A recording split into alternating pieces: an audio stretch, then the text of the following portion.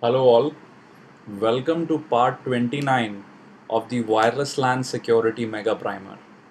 So as many of you have already been waiting, we are going to formally start WPA Enterprise today with going ahead and seeing how we can install FreeRadius WPE on BT5. So let's begin. So as we've seen in a lot of previous introductory videos, WPA Enterprise basically uses a Radius server to authenticate various supplicants which are clients, right? And depending on whatever the Radius server supports as EAP types, which could be MD5, PEEP, TLS, etc., those can be used in conjunction with what the client can support. Now the de facto open source Radius server is called FreeRadius and it is available on freeradius.org.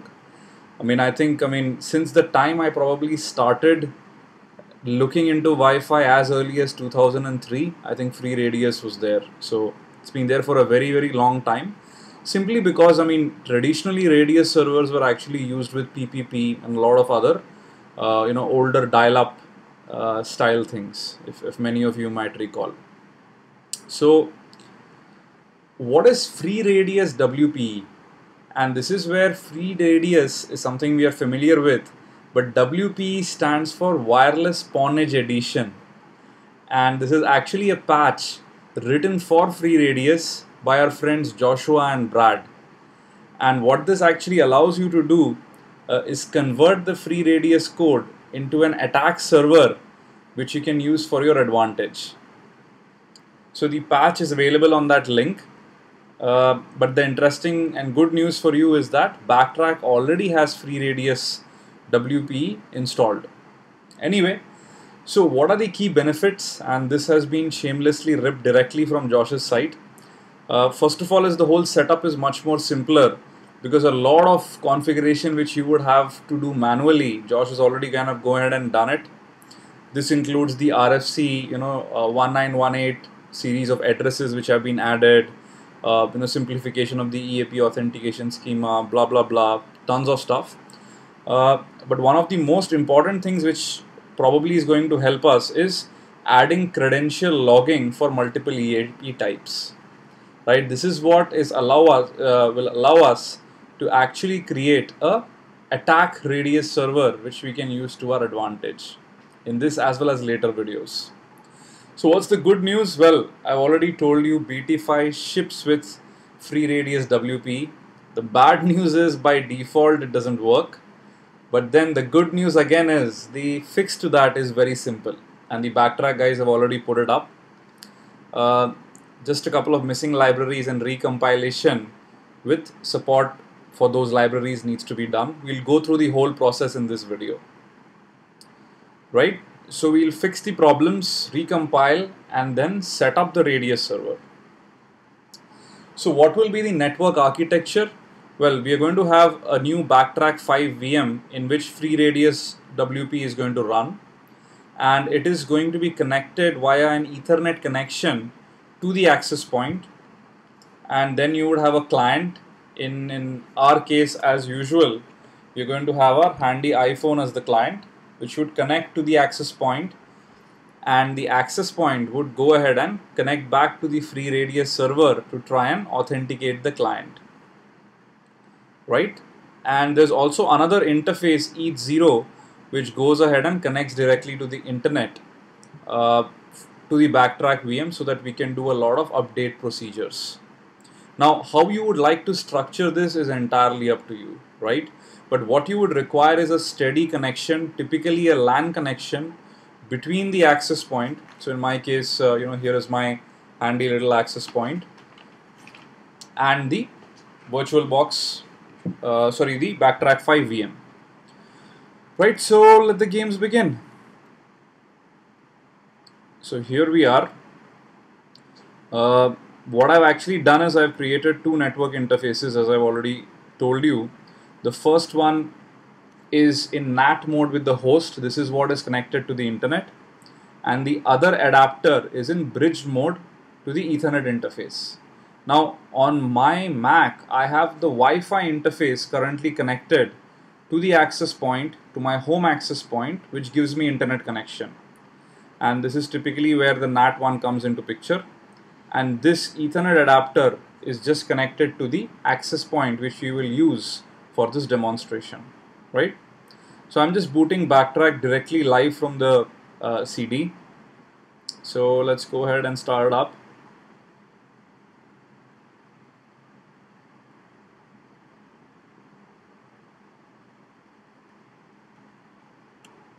Let's boot it.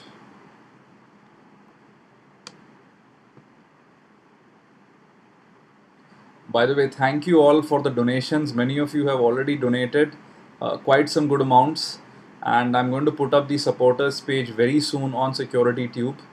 And if you like these videos, please help us and donate. That's the only thing which can keep this project afloat for a very long time. Okay, so we get into the GUI. And because I've not installed Backtrack on this, right, the resolution might not really be the most optimal one, but we'll try and get work done based on that.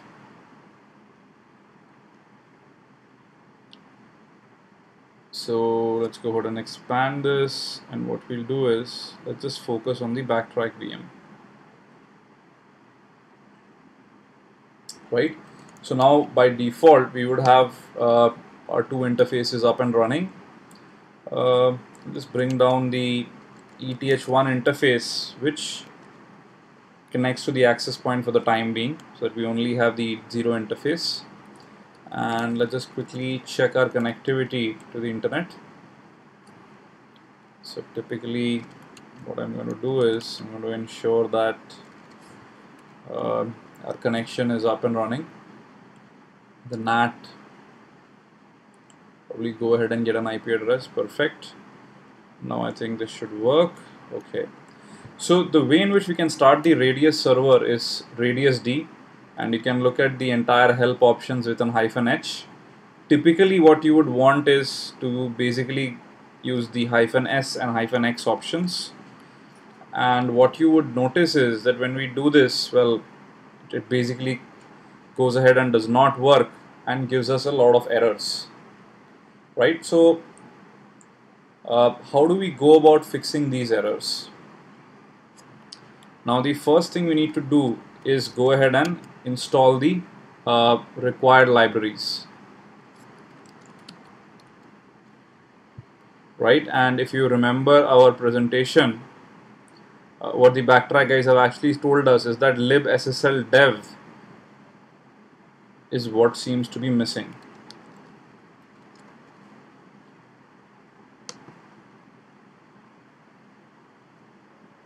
So let's go ahead and fetch that and install it. This should take a bit.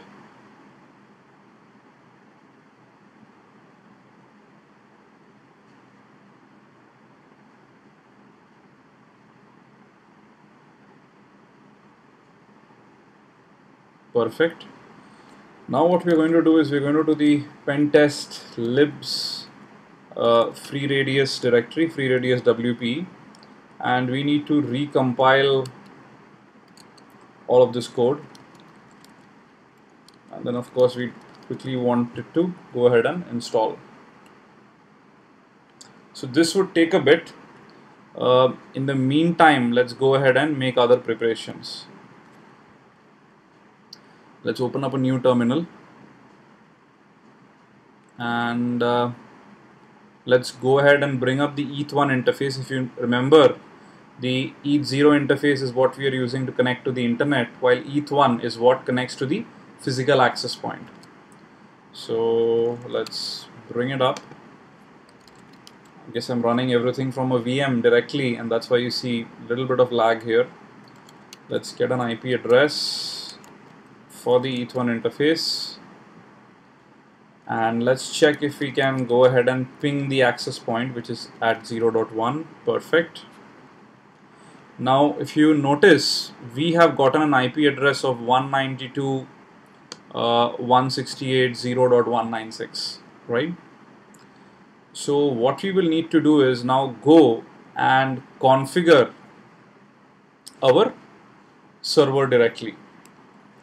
So let's actually go ahead and open up our application.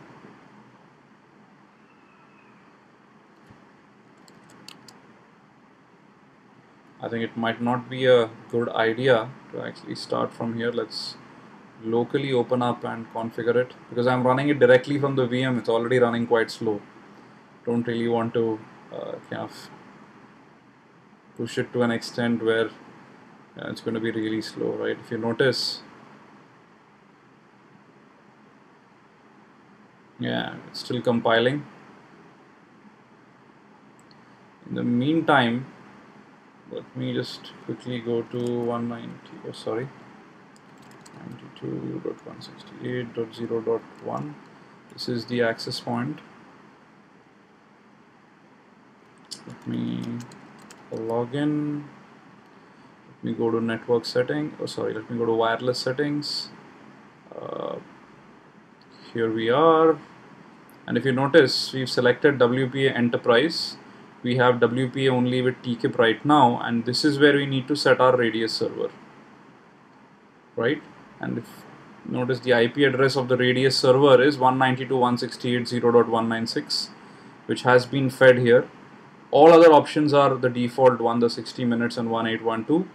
There is also a shared secret between the Radius server as well as the access point. So this is how the Radius server can authenticate that the access point is part of the authorized network, and it should allow the access point to do authentication through it, right? We'll come to what we can use here in a bit. In the meantime, let's just quickly check if the compilation is over. It's still going on. So one of the other things which we need to do is create some certificates. So let's do that in the meantime. We'll once again go to the pentest libs freeradius WP directory. From here we will actually go to the raddb, and then I think it's certs. Oops. Let's go a little bit towards the close up. Okay.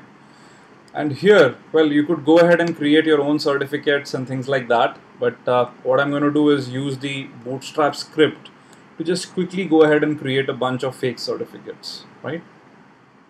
So this may take a bit.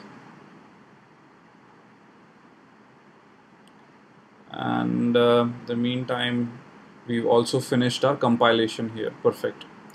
Now what we need to do is we need to copy all of the files basically in this directory, which is the certs directory, into user local etc, once again raddb and certs, right? Now let's come back here. Let's go back to the first terminal, and now what we're going to do is let's run the Radius server once again with the same options. And if you notice, at this point it works. So let's scroll up here. We talked about the shared secret and things like that, and you would actually notice a lot of data which is kind of being thrown up as debug data. So shared secret is typically mentioned in one of the configuration files. We'll visit many of the configuration files of the Radius server in later videos, but typically this is where you would go ahead and mention the secret. Now if you notice, our network is 192.168.0.1, so on and so forth, and this is where the match happens, where we can go ahead and use the default secret value test along with this Radius server. So this is what I've already set actually, and you can go ahead and save settings, right? Just save anyway. So the Radius server is all up and running, and now let's try and connect to the wireless network. So currently no users, nothing have been created, right? So of course, as you can well imagine, authentication and all that is not really going to work well. But what we want to do is just do a quick POC that end-to-end connectivity is working fine. So I've opened my handy iPhone once again, and if you notice, security tube is our network. And just to show you the bigger picture, this access point is what is security tube, which is connected to the FreeRadius WPE, which is the actual authentication server over an Ethernet interface, and now the client is connecting. So let's go back here. You should see a lot of trace kind of hitting the screen as soon as we start the authentication. So now what I'm going to do is click security tube. Immediately it asks me for a username password for the network. I don't know any, so I'm just going to go ahead and guess something, right? Maybe Vivek and ABC, and then I'm going to hit join. And what you would notice momentarily is, if you notice on the screen, a lot of interesting stuff kind of going back and forth, right? And on my phone screen, you notice that it's actually showing a certificate which we had created, example server certificate, right? And this is exactly what was created here just a few minutes back, right? You can practically see that here. So even if I do accept the certificate, well, the authentication will eventually fail, but let me just accept the certificate.